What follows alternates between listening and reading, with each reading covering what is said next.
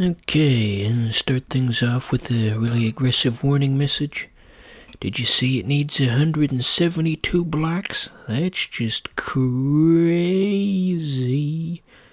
It's like half the memory unit, the VMU. Well, anyway, yeah, it's 7th Cross Evolution, the most well-known game of all time, right up there with Super Mario Bros. And Minecraft and all the other most popular games, but anyway, yeah, I just found out about this one a couple of days ago. There was an article about it. It's like an evolution simulator, I guess you could call it. It's a difficult game to describe, I'll say that much. And I guess other comparable games would be Evo Search for Eden on SNES and Spore from 2008. About once every 10 years we get an evolution simulator kinda like this, which means we're overdue for another one. But anyway, yeah, this one is very different.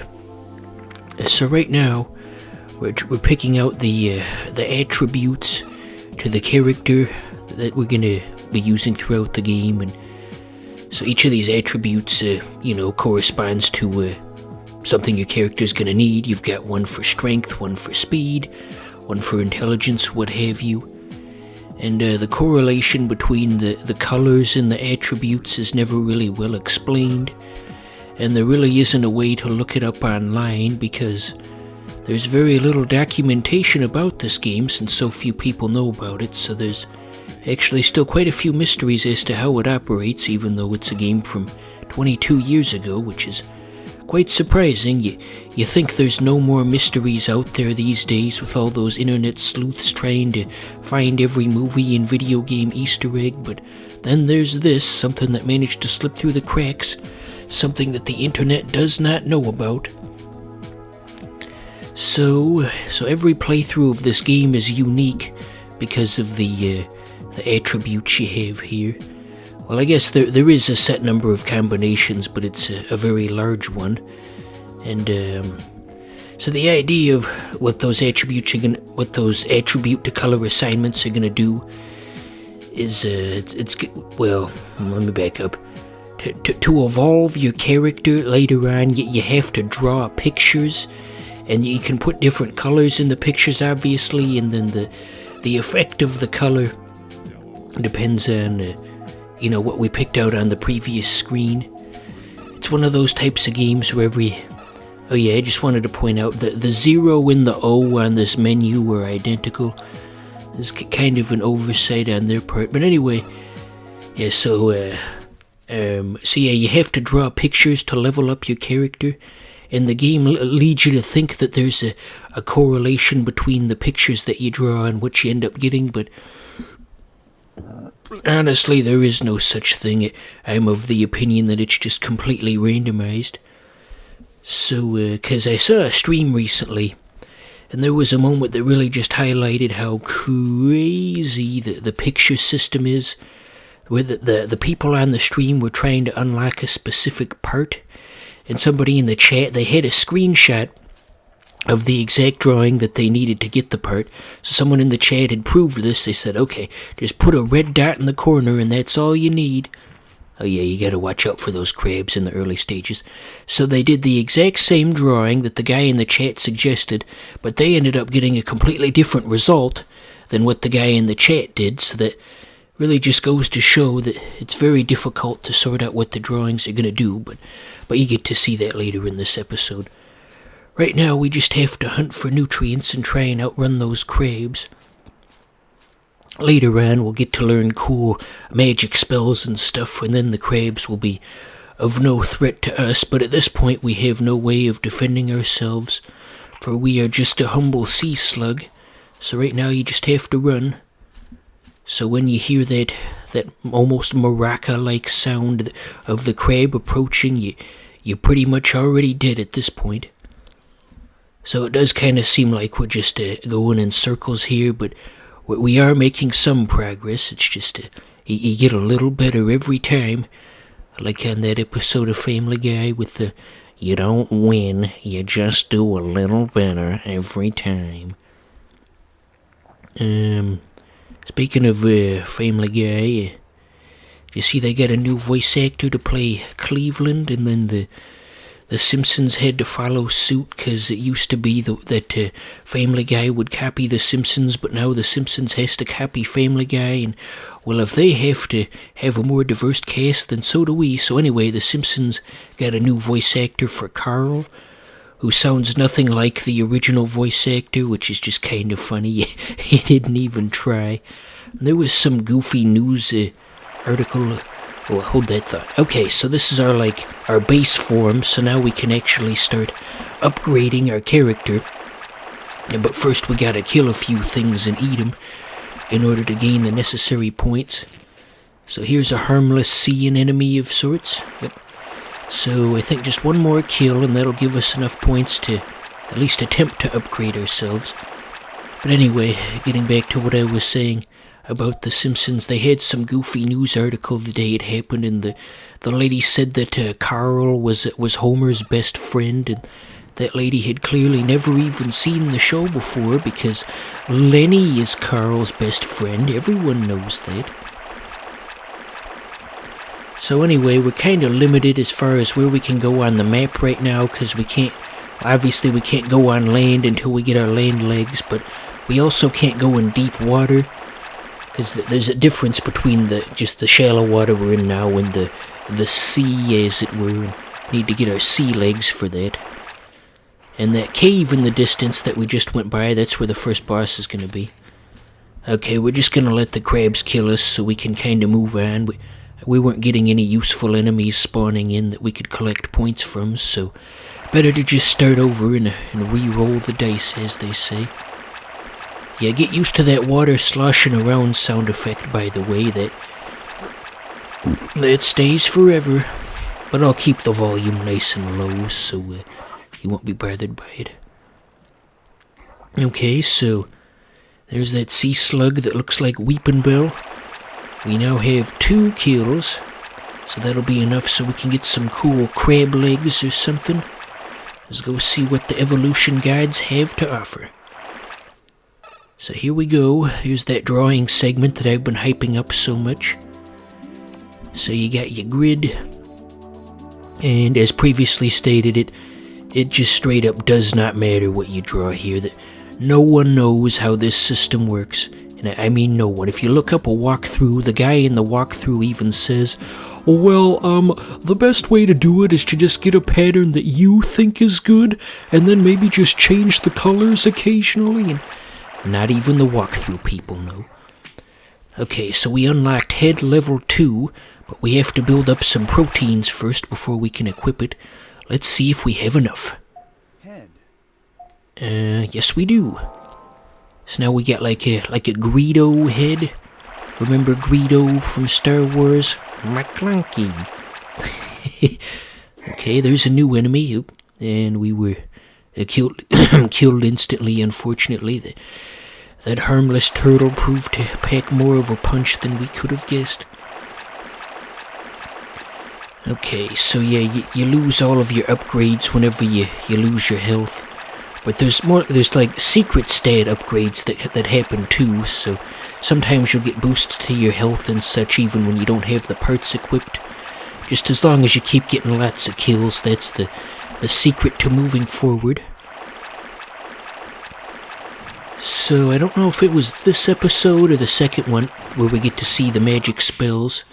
Well, I know they do appear in the second one, but I'm trying to think if it happens at least once in this episode, because those are pretty neat if we can get around to seeing that.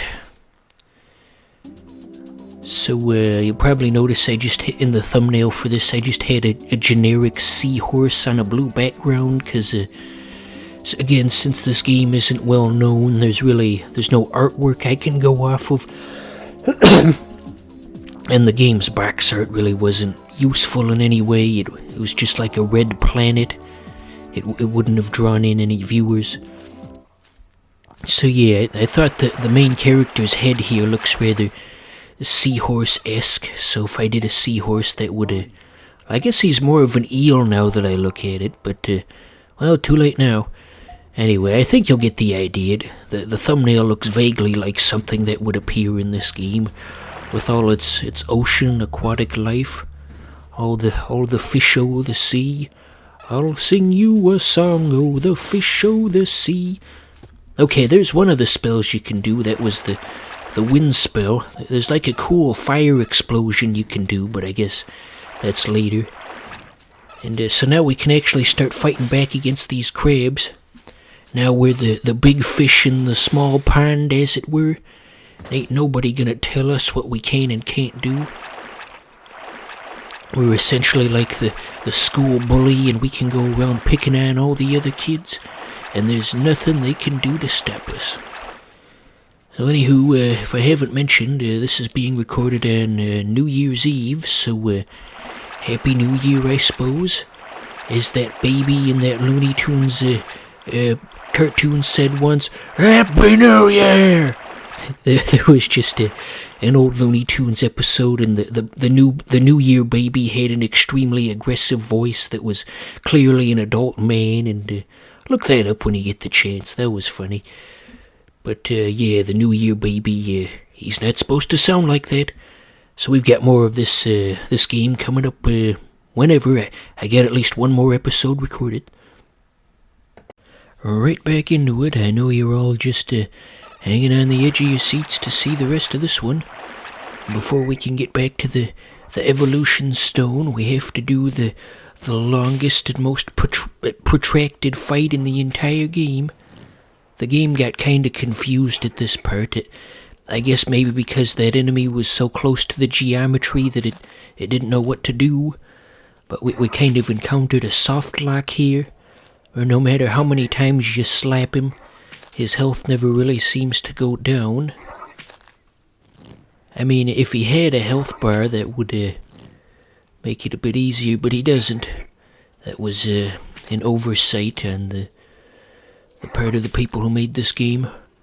So we just gotta keep slapping away until something happens. Commence to slapping. It just keeps going and going.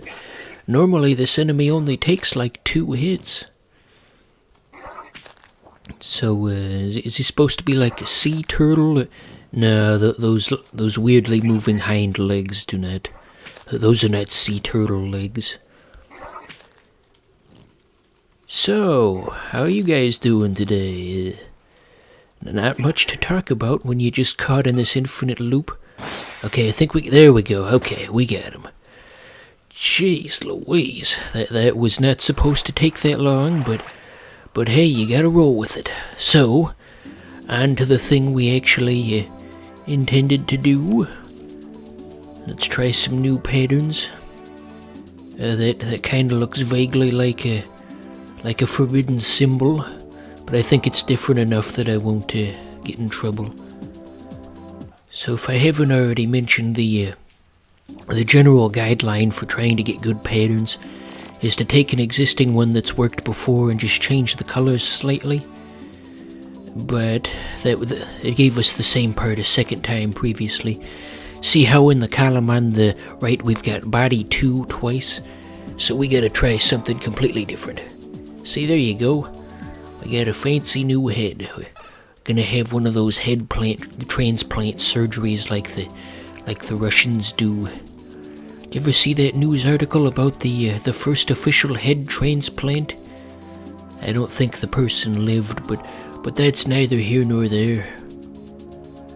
Okay, so body 2 isn't of particular use to us. Maybe we can just go sell it later. Like that episode of Futurama where Bender's sold his body to a pawn shop. It'll be like that. Remember that? Yeah, that was a good episode. Richard Nixon and all that. I haven't actually seen the episode in probably a decade, so it's not like I can quote any of the funny parts. Okay, not having the greatest luck, but maybe this change of colors will signify something. Nope. That was not what we needed. This is the main frustration of 7th Cross Evolution. And we're out of points, so we can't do that pattern. So we gotta go smash some stuff. Did we pick up any spells? Oh, we got the fire spell. I was looking forward to that. That's always a cool thing to see. Head.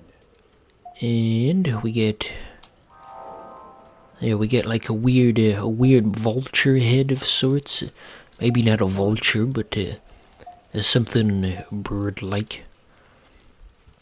Speaking of birds, I was watching Off the Air the other day, you know, the Adult Swim show.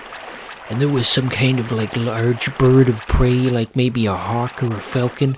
And it was able to pick up a whole freaking mountain goat and try to, you know, carry it off. And the mountain goat was too heavy and the bird ended up dropping it. But just think, I didn't know they had that much strength that they could lift something so much greater than their own size. So speaking of Off the Air, what's the situation with whether or not that show's cancelled? There was a Reddit post and they were saying that Off the Air is done for good. But then they just put out a new episode a couple of days ago, so is it cancelled or is it not? I don't know what the status is on that. That certainly is a bizarre program. It only airs super late at night at like 2 a.m. and it's designed for stoners with all the crazy imagery, and not too many shows like that anymore. Especially not on regular television. Regular TV's been all softened and safe for softened and made safe for all the 60-year-old boomers out there, and they don't want to get their sensibilities hurt. Okay, so I think we've collected enough points. Well, here's one more guy on our way, so we can definitely get at least a few more parts with all the kills we've gotten just now. There is not a single enemy on this map that can harm us at this point. We're the king of the ring, as it were.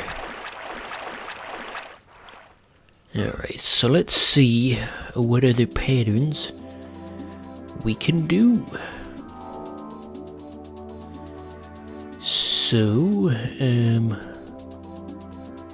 yeah, that one didn't do anything for us. Let's try green. I don't think we've done enough green. Maybe we could just do like an L shape. Yeah, see what that gets us. Now, there's something. We can finally walk upon the land. But let's see what else we can do as long as we're here. I want to use up all our points. So, what else is going on out there?